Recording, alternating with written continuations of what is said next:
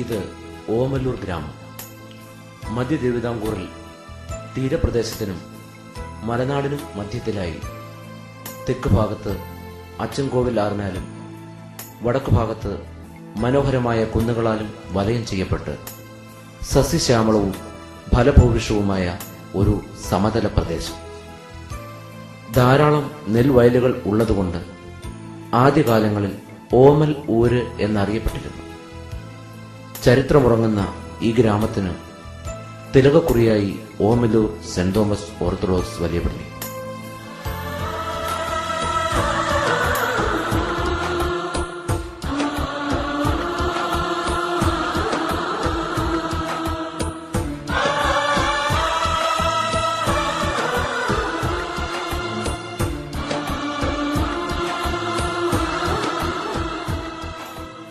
AD 1185 തുമ്പമണ്ണിൽ സമീപ പ്രദേശങ്ങളിലെ ആദ്യ ക്രൈസ്തവ ദേവാലയം സ്ഥാപിക്കപ്പെട്ടു.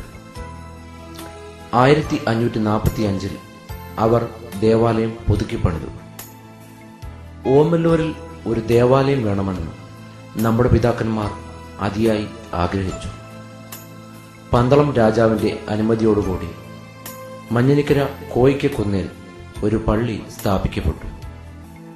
എന്നാൽ കോയിക്കൽ കൊട്ടാരത്തിലെ തമ്പുരാക്കന്മാർ ഈ ദേവാലയം തീവെച്ച് നശിപ്പിച്ചു. തന്മൂലം കോയിക്കൽ കൊട്ടാരത്തിൽ പല അനിഷ്ട സംഭവങ്ങളും ഉണ്ടായി. പള്ളി നശിപ്പിച്ചതിന്റെ പ്രായശ്ചിത്തമായി ഓമല്ലൂർ ക്ഷേത്രത്തിന് 1/2 കിലോമീറ്റർ പടിഞ്ഞാറ് കോയിക്കൽ കൊട്ടാരമക പുരയിടവും ചുറ്റുമുള്ള നിലങ്ങളും കരം ഒഴിവാക്കി പള്ളി സ്ഥാപിക്കുന്നതിനായി നൽകി. AD 1573 ഇവിടെ പള്ളി സ്ഥാപിച്ചു. AD 1815 പള്ളിയിൽ ഉണ്ടായ തീപിടുത്തത്തിൽ വിലപ്പെട്ട പല രേഖകളും നഷ്ടമായി. 1911 ഉണ്ടായ സമുദായ വഴക്ക് ഈ ദേവാലയത്തെയും ബാധിച്ചു. 1912 പള്ളി പൂട്ടിയിടപ്പെട്ടു. 1966 ഇപ്പോൾ ഉള്ള പള്ളിക്ക് അന്നത്തെ ഭദ്രാസന മെത്രാപ്പൊലീത്തയും ഇടവക അംഗവുമായ ഭാഗ്യസ്മരണാർഹനായ ദാനിയേൽ മാർ പീലോസ്തോസ് തിരുമേനി ശിലാസ്ഥാപനം നടത്തി. 1975 ഒക്ടോബർ 24 പരിശുദ്ധ മാത്യൂസ് പ്രഥമൻ കാതോലിക്ക ബാവ താൽക്കാലിക കൂദാശ നടത്തി. 1977 ഡിസംബർ 21 അഭിവന്യ ജോസഫ് മാർ പർക്കോമ്യസ് തിരുമേനി മൂറോൻ അഭിഷേകം നടത്തി കൂദാശ നിർവഹിച്ചു. പരിശുദ്ധ പരിമല തിരുമേനി ആദ്യകാല ദേവാലയത്തിൽ സ്ഥാപിച്ച കാണിക്ക വഞ്ചിയുടെ മുകൾ തട്ടം ഏതാനും വർഷങ്ങൾക്ക് മുമ്പ് കണ്ടെടുക്കുകയും അത് ഇവിടെ പുനഃസ്ഥാപിക്കുകയും ചെയ്തിട്ടുണ്ട്. ഇപ്പോൾ ഇടവകയിൽ 440 പരം കുടുംബങ്ങൾ ഉണ്ട്. ഇടവകയിൽ ആദ്യകാലങ്ങളിൽ ജൂലൈ മാസത്തിൽ പള്ളിപ്പെരുന്നാൾ നടത്തിയിരുന്നു. എന്നാൽ അടുത്ത കാലത്ത് ഡിസംബർ മാസത്തിൽ മാർത്തോമാ ശ്ലീഹായുടെ രക്തസാക്ഷിത്വ ദിനത്തോടനുബന്ധിച്ച് പെരുന്നാൾ വളരെ ഭംഗിയായി നടത്തുന്നു.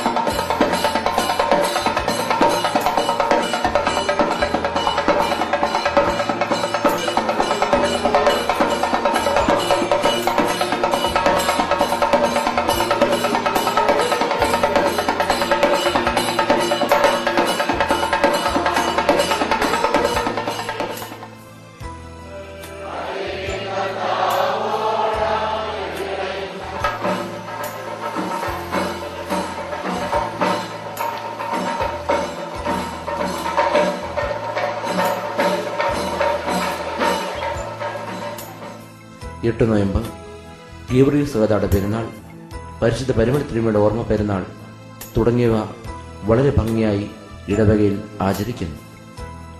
1988 മുതൽ പരിശുദ്ധ പരിമല തിരുമേനിയുടെ കബറിംഗിലേക്ക് യുവജന പ്രസ്ഥാനത്തിന്റെ നേതൃത്വത്തിൽ തീർത്ഥാടന പദയാത്ര നടത്തുന്നു.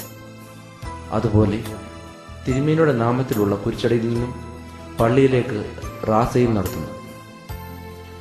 പള്ളിയുടെ മുൻവശത്ത് സ്ഥിതി ചെയ്യുന്ന കുരിശടി ഉൾപ്പെടെ ഇടവകയ്ക്ക് 3 കുരിശടികളുണ്ട്. സജീവമായി പ്രവർത്തിക്കുന്ന 13 പ്രാർത്ഥനാ യോഗങ്ങൾ ഇടവകയിലുണ്ട്. 1994 മുതൽ ആരാധന കൂടുതൽ ഭംഗിയാക്കുന്നതിന് ഒരു ഗായക സംഘം ഇവിടെ പ്രവർത്തിക്കുന്നു.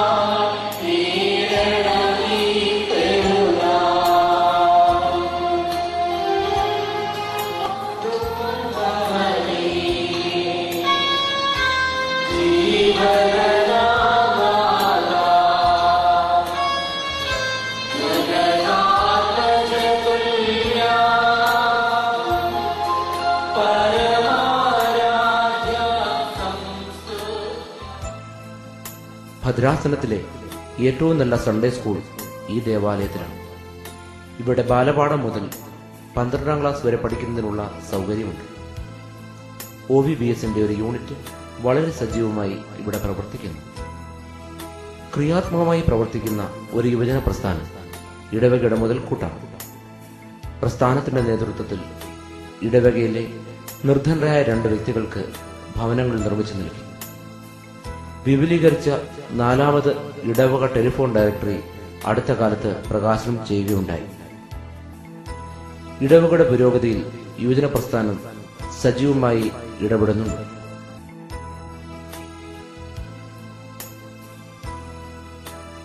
ബാലികാ ബാലസമാജം, സുവിശേഷ സംഘം, 4 സ്ത്രീ സമാജം തുടങ്ങിയവ ഇടവകയിൽ ഭംഗിയായി പ്രവർത്തിക്കുന്നു.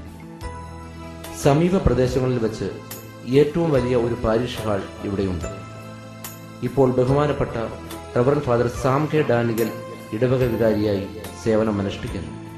ഓമല്ലൂർ സെന്റ് തോമസ് ഓർത്തഡോക്സ് വലിയ പള്ളികളിലെ യുവജന പ്രസ്ഥാനത്തിന്റെ ആഭിമുഖ്യത്തിൽ ഇടവകയുടെ ചരിത്രം ഉൾപ്പെടുത്തിക്കൊണ്ടുള്ളതായ ഒരു ഡോക്യുമെന്ററി ഫിലിം പുറത്തിറക്കുന്നതിൽ ഞാൻ അതിയായി സന്തോഷിക്കുന്നു. ഇടവകയുടെ എല്ലാ പ്രവർത്തനങ്ങൾക്കും യുവജന പ്രസ്ഥാനം തരുന്നതായ ആ സഹകരണത്തിന് പ്രത്യേകമായ നന്ദി ഞാൻ ഈ സമയത്ത് അറിയിക്കുന്നു.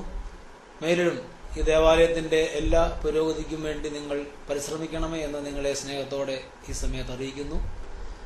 എല്ലാവർക്കും സന്തോഷപ്രദമായ ക്രിസ്മസ് പുതുവത്സര ആശംസകൾ ഈ സമയത്ത് എല്ലാവർക്കും നേർന്നു. Shri Alex V Daniel Vadakkeduthu ട്രസ്റ്റിയായും ശ്രീ ചെറിയാൻ എൽ ഡാനിയൽ ഇടവക സെക്രട്ടറിയായും പ്രവർത്തിക്കുന്നു. 13 മാനേജിംഗ് കമ്മിറ്റി അംഗങ്ങൾ ഇവരോടൊപ്പം സജീവമായി പ്രവർത്തിക്കുന്നു. ആത്മീയവും ലൗകികവുമായ ഇടവകയുടെ എല്ലാ പുരോഗതിയിലും ഇടവയെ സ്നേഹിക്കുന്ന, ഇടവയെ കരുതുന്ന ജനങ്ങൾ സജീവമായി സഹകരിക്കുന്നു.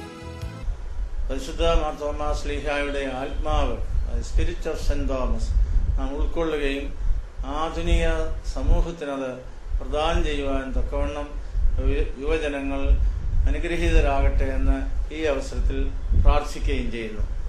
ആദിമ നൂറ്റാണ്ടിൽ കർത്താവിനു വേണ്ടിയും സഭയ്ക്ക് വേണ്ടിയും കഷ്ടതകളും പ്രയാസങ്ങളും സഹിക്കുകയും ഈ ഇന്ത്യാദേശത്തേക്ക്, പ്രത്യേകിച്ച് കേരളത്തിലേക്ക് വന്ന് എല്ലാ കഷ്ടതകളും പ്രയാസങ്ങളും സഹിച്ച് സഭയെ സ്ഥാപിക്കുകയും ആ സഭയെ പുലർത്തുകയും പരിപോഷിപ്പിക്കുകയും ചെയ്ത തോമാസ് ശ്ലീഹായുടെ ആത്മീയ സാന്നിധ്യം നമ്മളോട് കൂടെ ഉണ്ടായി നമ്മളെ കാത്ത് സംരക്ഷിക്കട്ടെ എന്ന് പ്രാർത്ഥിക്കുകയും ആശംസിക്കുകയും ചെയ്യുന്നു.